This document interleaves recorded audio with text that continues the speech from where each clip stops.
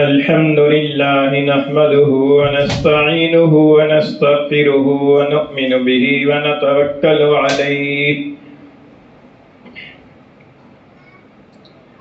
ونعوذ بالله من شرور أنفسنا ومن سيئات أعمالنا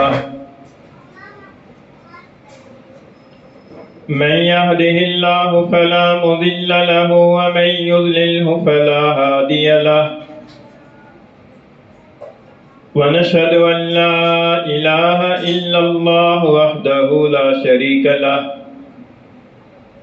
ونشهد أن سيدنا وسندنا وحبيبنا وحبيب ربنا ومولانا ونبينا محمدا عبده ورسوله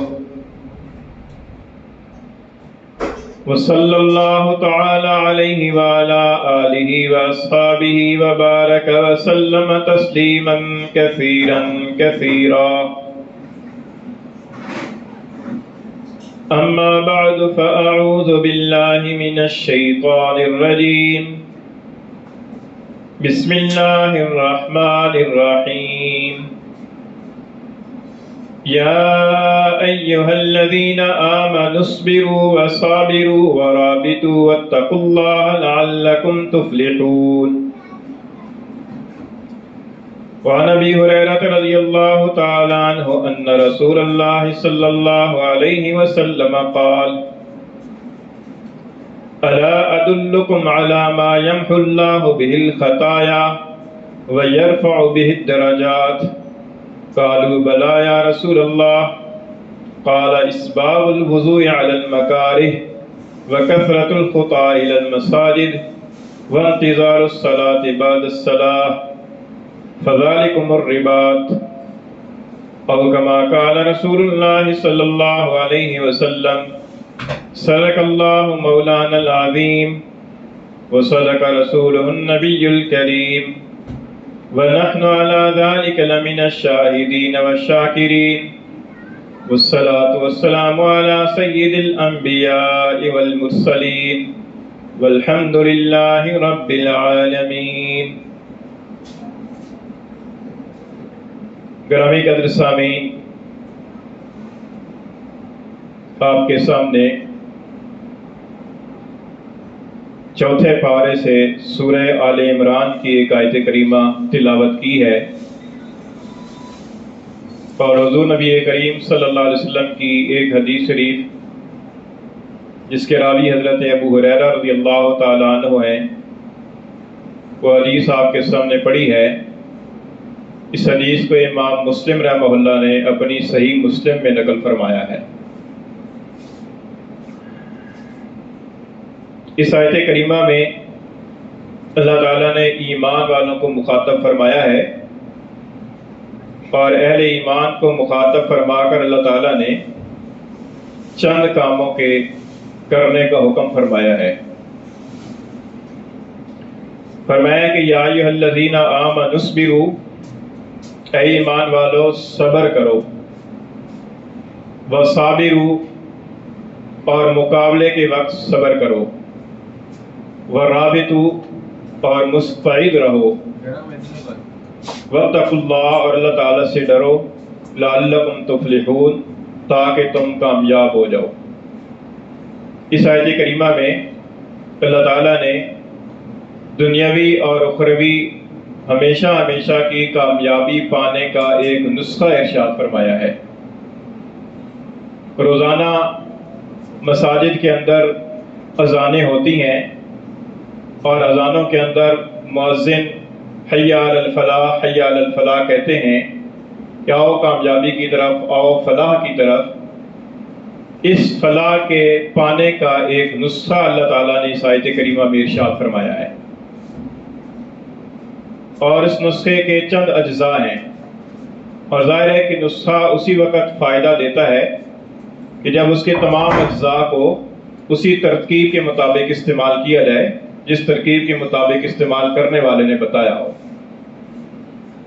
تو اس لیے اس آیت کریمہ کے اندر جو چند احکام ہیں، ان احکام کی پر اگر صحیح معنوں کے اندر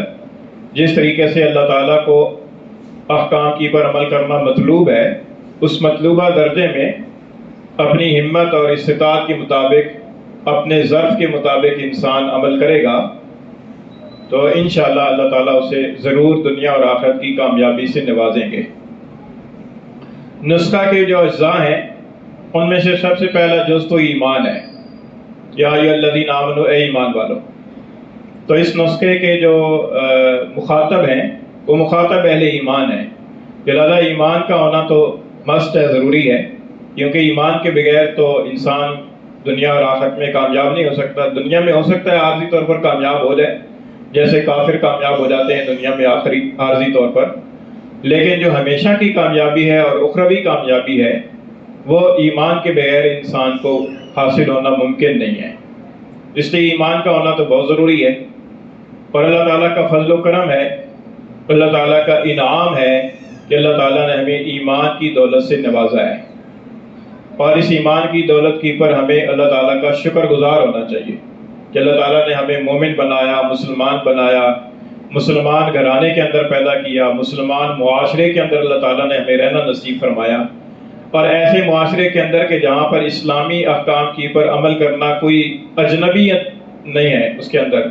اس کے اندر اجنبیت محسوس نہیں ہوتی۔ آدمی آزادی کے ساتھ نماز پڑھ سکتا ہے، آزادی سے روزہ رکھ سکتا ہے، اور نماز پڑھنا کوئی اوپرا کام نہیں سمجھا جاتا۔ اسی طریقے سے دین کے باقی احکام کی پر بھی عمل کرنا آسان ہوتا ہے۔ یہ اللہ تعالیٰ کی طرف سے ایک بہت بڑا انعام ہے اور فضل ہے، اس کا شکر ادا کرنا چاہیے۔ ایمان کے بعد پھر جو ضروری جز ہے وہ صبر ہے۔ فرمایا کہ یا ایھا الذین آمنوا اصبروا، اے ایمان والو صبر کرو۔ صبر ایک ایسا عمل ہے کہ جس کی شریعت کے تمام احکام پر عمل کرنے میں ضرورت پڑتی ہے۔ چنانچہ جتنے وہ کام ہیں کہ جن کاموں کے کرنے کا اللہ تعالیٰ نے حکم دیا ہے، جیسے نماز پڑھنے کا حکم دیا، روزہ رکھنے کا حکم دیا، زکوٰۃ ادا کرنے کا حکم دیا، حج کرنے کا حکم دیا، ان تمام احکام کے اندر، اس طرح کے احکام کے اندر بھی صبر کی ضرورت پڑتی ہے۔ اور جو کام ایسے ہیں کہ جن سے اللہ تعالیٰ نے منع فرمایا ہے، جیسے چوری کرنے سے منع فرمایا، شراب پینے سے منع فرمایا، بدکاری کرنے سے منع فرمایا، غیبت کرنے سے منع فرمایا، جھوٹ بولنے سے منع فرمایا، ان تمام کاموں کے اندر بھی صبر کی ضرورت پڑتی ہے۔ اور اس کے علاوہ کچھ ایسے کام کہ جو انسان کے اختیار میں نہیں ہے، غیر اختیاری طور پر انسان کو ان امور کا سامنا کرنا پڑ جاتا ہے، اجتماعی طور پر بھی اور انفرادی طور پر بھی۔ اجتماعی طور پر جیسے آج کل گرمی بہت زیادہ ہے، اب اس کے اندر کسی انسان کا کوئی اختیار نہیں ہے، غیر اختیاری طور پر یہ من جانب اللہ، یہ موسم کی تبدیلی ہے، اس موسم کی تبدیلی کو برداشت کرنا۔ اور انفرادی سطح کی پر ہر انسان کی زندگی کے اندر کئی ایسے واقعات رونما ہوتے ہیں، کئی ایسے مسائل پیش آتے ہیں کہ جو انسان کی طبیعت پر گراں گزرتے ہیں، اور انسان کو ان مواقع پر صبر کی ضرورت پڑتی ہے۔ مثلا انسان کے کسی قریبی عزیز کا انتقال ہو گیا، والد فوت ہو گئے، والدہ فوت ہو گئی، بیوی فوت ہو گئی، بیوی کا شوہر فوت ہو گیا، اور کوئی دوست یار فوت ہو گیا۔ ایسے مواقع کی پر انسان کو جو صدمہ پہنچتا ہے غیر اختیاری طور پر، اس غیر اختیاری موقع کی پر صبر کی ضرورت پڑتی ہے۔ اسی طریقے سے انسان کا کوئی نقصان ہو جاتا ہے، مالی نقصان ہو جاتا ہے، مال چوری ہو جاتا ہے، کاروبار ڈوب جاتا ہے، جاب چلی جاتی ہے، اسی طریقے سے انسان کی پر بیماری آ جاتی ہے، انسان کو چلتے چلتے ٹھوکر لگ جاتی ہے، انسان کا ایکسیڈنٹ ہو جاتا ہے۔ اس طرح کے تمام مواقع جو غیر اختیاری طور پر انسان کی زندگی میں مسائل آتے ہیں، ان مسائل کو حل کرنے کے لیے یا ان مسائل کے مواقع پر بھی صبر کی ضرورت پیش آتی ہے۔ تو صبر ایک ایسا عمل ہے، ایک ایسا خلق ہے کہ اگر انسان کو صحیح معنوں کے اندر صبر آ جائے تو پھر گویا کہ ساری شریعت کے احکام کی پر عمل کرنا اس کے لیے آسان ہو جائے۔ یہ ایک گر کی بات ہے۔ تو اس لیے صبر کو سمجھنے کی ضرورت ہے کہ صبر کیا ہے۔ صبر کے بارے میں علماء کرام نے فرمایا ہے کہ صبر کہتے ہیں کہ طبیعت کی اوپر جو چیز ناگوار ہے، اس ناگوار طبیعت چیز کی اوپر اپنے آپ کو جما کر رکھنا، اپنے آپ کو قابو میں رکھنا، اس کو کہتے ہیں سیلف کنٹرول، یعنی اپنے آپ کو خود سے قابو میں رکھنا ایسی تمام مواقع پر کہ جن مواقع پر انسان کو وہ چیز پیش آتی ہے کہ جو انسان کی طبیعت کے موافق نہیں ہے، انسان کی طبیعت پر گراں گزر رہی ہے، ایسے مواقع پر انسان اپنے آپ کو خود سے قابو میں رکھے، اس کو صبر کہتے ہیں، قابو رکھنا۔ اب مثال کے طور پر فجر کی اذان ہو رہی ہے اور فجر کی اذان کے اندر مؤذن الصلاۃ خیر من النوم کہتا ہے۔ اب ایک آدمی سویا ہوا ہے، اب بہت زور کی نیند آ رہی ہے اور کان میں اذان کی آواز بھی پڑی ہے۔ اب ایسے موقع پر نماز کے لیے اٹھ کھڑا ہونا انسان کی طبیعت پر بہت گراں گزرتا ہے۔ نیند کو چھوڑنا اور اٹھ کر وضو کرنا اور مسجد میں آ کر جماعت کے ساتھ نماز پڑھنا، یہ انسان کے لیے ایک پہاڑ سر کرنے کے مترادف ہو جاتا ہے۔ ایسی ناگواری کو برداشت کر کے آدمی اپنے آپ پر قابو رکھے اور اپنے آپ کو نماز کے لیے اٹھ کھڑا کرے، خود سے، بغیر کسی دوسری چیز کے اپنے آپ کو خود سے اس بات پر لے آئے، یہ صبر کہلاتا ہے، یہ صبر علی العمل کہلاتا ہے، صبر علی الطاعات کہلاتا ہے۔ تو دیکھیے، نماز پڑھنا اللہ تعالیٰ کا ایک حکم ہے، اسی طریقے سے اور بہت سارے احکام ہیں۔ اس طرح کے احکام پر صبر کی ضرورت پڑتی ہے۔ اگر انسان اپنے آپ پر قابو پانے کا خوگر ہو، عادی ہو، تو پھر انسان کو اس طرح کے مواقع پر اپنے آپ کو قابو رکھنا اور شریعت کے حکم کی پر جما کر رکھنا انسان کے لیے آسان ہوتا ہے۔ ورنہ انسان کے اندر صبر نہ ہو تو انسان اللہ کے حکم سے پھسل جاتا ہے۔ کئی ایسے مواقع آ جاتے ہیں، ایک آدمی نمازی ہے لیکن شادی کی محفل ہے، دوستوں اور یاروں کے اندر انسان بیٹھا ہوا ہے، خوش گپیاں چل رہی ہیں، ایسے موقع کی پر نماز کے وقت میں وہاں سے اٹھ آنا، یہ انسان کے لیے ایک مشکل کام ہوتا ہے۔ ایسے مشکل وقت کے اندر اگر انسان کے اندر صبر ہوگا تو وہ انسان اس صبر کے عادی ہونے کی وجہ سے اپنے آپ کو نماز پر لے آئے گا۔ یہ ہے صبر علی الطاعات، یہ ایک قسم ہے۔ دوسری قسم ہے صبر عن المعصیت، یعنی گناہ سے اپنے آپ کو روکنا۔ کئی دفعہ ایسے ہوتا ہے کہ انسان کی طبیعت ہے، انسان کے اندر کسی گناہ کے کرنے کا انسان کو بہت جی چاہتا ہے، دل مچلتا ہے کہ فلاں گناہ کر لوں، فلاں گناہ کروں تو بہت مزہ آ جائے گا۔ کوئی سا گناہ بھی ہے، مثلا گانا سننے کا گناہ ہے، انسان کے دل کے اندر خیال پیدا ہوتا ہے، تقاضا پیدا ہوتا ہے اور انسان چاہتا ہے کہ فلاں میں گانا سن لوں تو بہت مزہ آئے گا، بہت لطف آئے گا، اور اس موقع کی پر انسان کے اندر سے بہت زور کی خواہش اٹھ رہی ہے۔ ایسے موقع کی پر انسان کے اندر صبر ہوگا اور انسان صبر کا عادی ہوگا تو ظاہر ہے کہ اس موقع کی پر اپنی خواہش کو کچلنا اور خواہش سے اپنے آپ کو روک لینا، یہ صبر کہلاتا ہے، اور یہ صبر عن المعصیت ہے، اللہ تعالیٰ کی نافرمانی سے اپنے آپ کو روک لینا، اپنے آپ کو قابو رکھنا۔ اس طرح کے اور کئی مواقع آتے ہیں، گناہ کے مواقع آتے ہیں، جھوٹ بولنے کا موقع پیش آ جاتا ہے، رشوت لینے کا موقع پیش آ جاتا ہے، اور کہیں کسی سے دو نمبری کرنے کا انسان کو موقع مل جاتا ہے۔ ایسے موقع کی پر انسان کا اپنے آپ کو قابو میں رکھنا اور اپنے آپ کو بے قابو ہو کر اللہ کی نافرمانی نہ کرنے دینا، یہ صبر کہلاتا ہے، یہ صبر عن المعصیت ہے، یہ دوسری قسم ہوگی۔ ایک تیسری قسم ہے صبر علی المصیبت۔ صبر علی المصیبت یہ ہے کہ انسان کو غیر اختیاری طور پر کوئی ایسا واقعہ پیش آ گیا، کوئی ایسی چیز پیش آ گئی کہ جو انسان کے لیے اس کو برداشت کرنا ناگوار ہے۔ ایسے موقع کے پر انسان اس کو اللہ تعالیٰ کا شکوہ اور شکایت کیے بغیر اللہ تعالیٰ کے فیصلے کو دل و جان سے قبول کرتے ہوئے خوش دلی کے ساتھ اس کو سہ لے اور اللہ تعالیٰ کی زبان سے اور دل سے شکوہ شکایت نہ کرے، یہ صبر علی المصیبت کہلاتا ہے۔ اگر انسان کی پر صبر ہوگا تو غیر اختیاری جو کام پیش آنا تھا وہ تو پیش آنا ہی ہے، اس کے اوپر تو انسان کا بس نہیں ہے۔ دیکھنا یہ ہے کہ انسان کے بس کے اندر جو کچھ ہے انسان اس کو کرتا ہے یا نہیں کرتا۔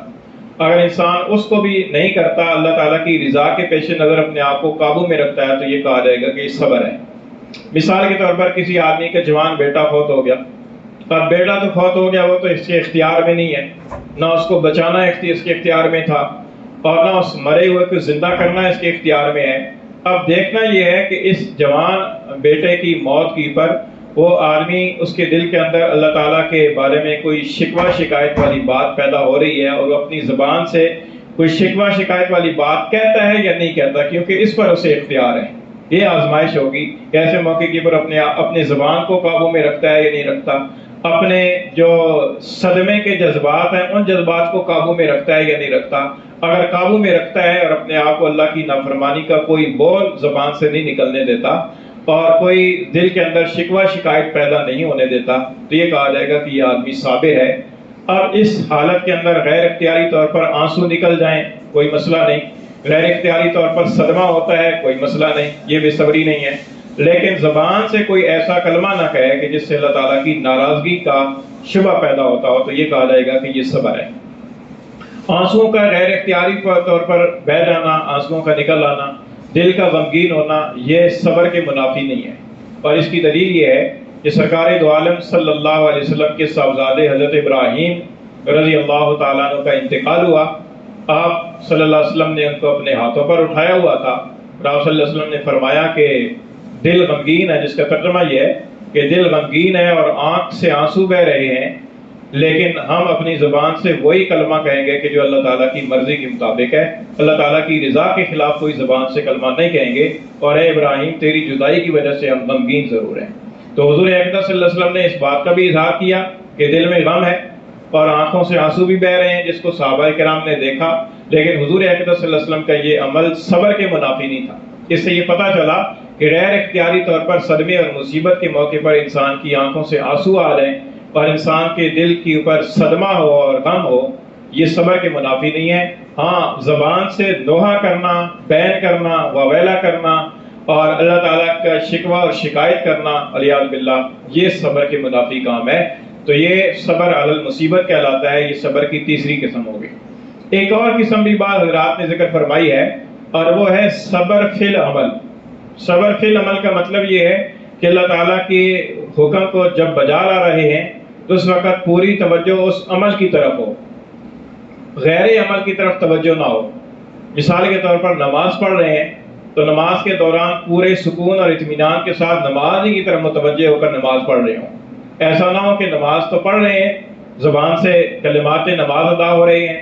جسم سے حرکات نماز ادا ہو رہی ہیں، لیکن دماغ کے اندر کچھ اور چل رہا ہے اور آدمی قصدن عمدن کسی اور سوچ میں لگا ہوا ہے، اور یہ سوچ رہا ہے کہ جلدی جلدی نماز سے فارغ ہوں، پھر فلاں کام بھی کرنا ہے، فلاں کام بھی کرنا ہے، فلاں جگہ بھی جانا ہے، بس جلدی جلدی پڑھو۔ یہ جو ایک سوچ ہے اور یہ جو ایک انسان کے ذہن کے اندر خیال مسلط ہو جاتا ہے، اگر انسان اس کو خیال کو دفع نہ کرے تو یہ کہا جائے گا کہ یہ بے صبری ہے۔ اور اگر انسان اس خیال کو دفع کرتا رہے اور اپنی توجہ کو بار بار نماز کی طرف لاتا رہے اور اپنی سی کوشش کرتا رہے نماز کی طرف متوجہ ہونے کی، تو یہ صبر فی العمل کہلائے گا۔ اس کی بھی ضرورت ہوتی ہے کہ انسان جو عمل کرے اللہ کے لیے تو اس کو متوجہ ہو کر کرے، غیر توجہی کے ساتھ اس عمل کو نہ کرے۔ یہ صبر فی العمل کہلاتا ہے۔ تو اس صبر کی چند اقسام ہیں۔ تو یہ صبر ایک ایسا عمل ہے کہ اگر انسان کو یہ صبر آ جائے تو پھر شریعت کے تمام احکام کی پر عمل کرنا اس کے لیے آسان ہو جائے گا۔ تو اس لیے اللہ تعالیٰ نے ایک گر کی بات ارشاد فرمائی کہ یا ایھا الذین آمنوا اصبروا، اے ایمان والو صبر کرو، وصابروا، اور مقابلے میں صبر کرو۔ مقابلے میں صبر کرنے کا ایک مطلب تو یہ ہے کہ جب دشمن کے ساتھ میدان جنگ کے اندر جہاد کرنا پڑ جائے اس وقت اپنے آپ کو جما کر رکھو، دشمن کے حملے سے ڈر کر پیٹھ پھیر کر نہ بھاگو، بلکہ اپنے آپ کو جما کر رکھو۔ اور ہمارے ماحول کے اعتبار سے اس کا مطلب یہ بھی ہو سکتا ہے کہ انسان کو جب دوسرے کی طرف سے کوئی ناگوار باتیں پیش آئیں تو ایسے موقع کی پر انسان اپنے آپ کو قابو میں رکھے اور بے قابو ہو کر کوئی ایسی باتیں نہ کہے کہ جو باتیں خلاف شریعت ہیں۔ مثلا کسی دوسرے آدمی نے بدتمیزی کی ہے تو اس کے ساتھ بدتمیزی کے اندر آ کر اس کو گالی گلوچ نہ کرے اور اس کو جو ہے نا وہ کوئی ایسی بات نہ کہے کہ جس سے اللہ تعالیٰ کی نافرمانی ہو جائے، اللہ ناراض ہو جائے۔ یا اسی طریقے سے کسی کے بارے میں پتہ چلا کہ وہ فلاں آدمی آپ کے بارے میں بری باتیں کر رہا تھا، تو ایسے موقع کے اوپر اپنے آپ کو قابو میں رکھنا کہ اس سے بدگمانی پیدا نہ ہو اور اس کی غیبت کے اندر آدمی مبتلا نہ ہو، تو یہ اپنے آپ کو قابو میں رکھنا، یہ اور انتقام لینے کا جذبہ پیدا نہ ہو، انتقام کو سرد رکھنا، فلاں نے میرے ساتھ ایسا کیا میں ضرور ایسا کروں گا، یہ جو انتقامی جذبہ ہے اس کو ٹھنڈا رکھنا، یہ مصابرت کہلاتا ہے۔ فرمایا کہ ایمان والو صبر کرو اور مقابلے کے وقت میں بھی صبر کرو۔ ورابطو، اور مستعد رہو۔ مستعد رہنے کا ایک مطلب تو یہ ہے کہ چونکہ کفار کی طرف سے اسلام کی دار الاسلام کی پر حملہ ہو سکتا ہے، اس لیے کہ مسلمانوں اور کافروں کی جو سرحدیں ہیں ان سرحدوں کی پر اپنے آپ کو تیار رکھو کہ کسی وقت بھی کافروں کی طرف سے حملہ ہو تو فوراً جوابی کارروائی کی جا سکے اور مسلمانوں کے جو شہر ہیں اور ملک ہیں وہ محفوظ رہ سکیں۔ یہ ایک تو اس کا رابطوں کا ایک مطلب تو یہ ہے۔ ہمارے ماحول کے اعتبار سے اس کا ایک مطلب اس کا یہ بھی ہو سکتا ہے کہ آدمی اس بات کے اوپر مستعد رہے کہ کسی کی طرف سے بھی کوئی ناگوار بات پیش آ سکتی ہے، ایسے موقع کے اوپر انسان اپنے آپ کو قابو رکھنے کے لیے مستعد رہے کہ کہیں ایسا نہ ہو کہ میں کوئی بدتمیزی والی بات کر دوں۔ جیسے آدمی بازار کے اندر نکلتا ہے، سڑک کے اوپر نکلتا ہے، تو بہت دفعہ ایسے ہو جاتا ہے کہ خلاف طبیعت انسان کو باتیں پیش آتی ہیں، تو ایسے موقع پر انسان کو مستعد رہنا چاہیے کہ خلاف طبیعت باتیں پیش آئیں گی، ایسے موقع کے اوپر میں نے صبر کا دامن ہاتھ سے نہیں چھوڑنا۔ یہ ہے رابطو۔ پھر آگے فرمایا کہ واتقوا اللہ، اور اللہ تعالیٰ سے ڈرو۔ اللہ تعالیٰ سے ڈرنے کا مطلب یہ ہے کہ اللہ تعالیٰ کی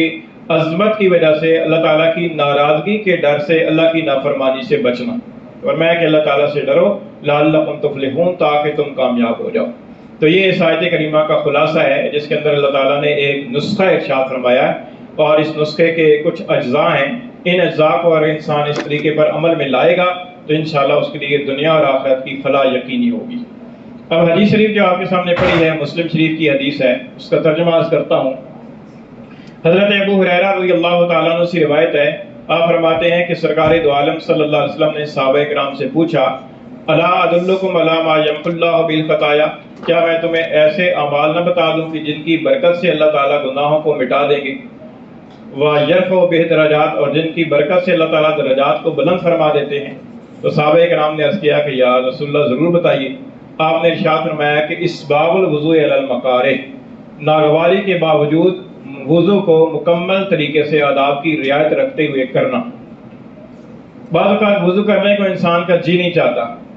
سردیوں کے موسم میں ٹھنڈا پانی ہے، وضو کرنے کو جی نہیں چاہتا، یا آدمی بیمار ہے، پانی کو ہاتھ لگانے کو جی نہیں چاہتا۔ ایسے ناگواری کے موقع پر باوجود ناگواری کے وضو کو مکمل طریقے سے کرنا، ایک عمل تو یہ ارشاد فرمایا۔ کئی دفعہ ایسے ہوتا ہے کہ انسان کسی محفل میں بیٹھا ہوتا ہے اور اپنے کپڑے اس نے بہت سارا اچھے پہن رکھے ہوتے ہیں، اور اسے خدشہ ہوتا ہے کہ اگر میں نے وضو کیا تو میرے کپڑوں کی استری خراب ہو جائے گی اور میرے کپڑوں کی وہ آن بان نہیں رہے گی، اور محفل کے اندر بیٹھا ہے۔ تو ایسے موقع کے پر کئی دفعہ آدمی وضو چھوڑ دیتا ہے، اور وضو کی وجہ سے نماز بھی چھوڑ دیتا ہے۔ ناگواری کے باوجود جو ہے نا وضو کو کامل طریقے سے کرنا، ایک عمل تو یہ بنا ہے۔ دوسرا فرمایا کہ وَكَثْرَةُ الْخُطَىٰ إِلَى الْمَسَاجِدِ، کہ مسجدوں کی طرف کثرت کے ساتھ قدم اٹھانا، مسجدوں کے ساتھ ایسا تعلق ہو آدمی کو کہ بار بار مسجد کی طرف جانا ہو۔ اور تیسرا عمل یہ بتایا کہ وَانْتِظَارُ الصَّلَاةِ بَعْدَ الصَّلَاةِ، ایک نماز کے بعد دوسری نماز کے انتظار میں رہنا، کہ آدمی منتظر ہو کہ دوسری نماز کا وقت آئے گا پھر نماز پڑھیں گے۔ اگرچہ گھر چلا جائے، اپنے کام میں لگ جائے، لیکن ذہن میں یہ فکر سوار ہو کہ اگلی نماز آئے گی تو میں نے نماز پڑھنی ہے۔ یہ کہتے ہیں نماز کے انتظار کے بعد نماز کے انتظار میں رہنا۔ اچھا، اس کے بعد حضور صلی اللہ علیہ وسلم نے فرمایا کہ فذالکم الرباط، کہ یہ رباط ہے،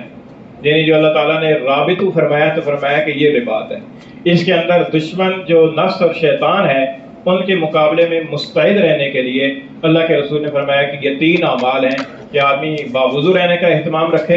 اور دوسرا مسجد کے ساتھ زیادہ تعلق رکھے، مسجد کے ساتھ بکثرت آنا جانا رکھے، اور تیسرے نماز کی فکر میں رہے۔ اللہ کے رسول نے فرمایا کہ نفس اور شیطان کے حملوں سے بچانے کے لیے یہ رباط ہے، فذالکم الرباط۔ مسلم شریف کی حدیث میں تو ایک ہی مرتبہ ہے، امام مالک رحمۃ اللہ علیہ کی روایت میں 2 مرتبہ ہے فذالکم الرباط، فذالکم الرباط، اور امام ترمذی کی روایت کے اندر 3 مرتبہ ہے فذالکم الرباط، فذالکم الرباط، فذالکم الرباط۔ تو اس لیے ہمیں ان اعمال کی بھی پابندی کرنی چاہیے تاکہ دین کے احکام کی پر عمل کرنے میں سہولت رہے، اور صبر کا بھی ہمیں عادی اور خوگر ہونا چاہیے۔ اللہ تعالیٰ میں عمل کی توفیق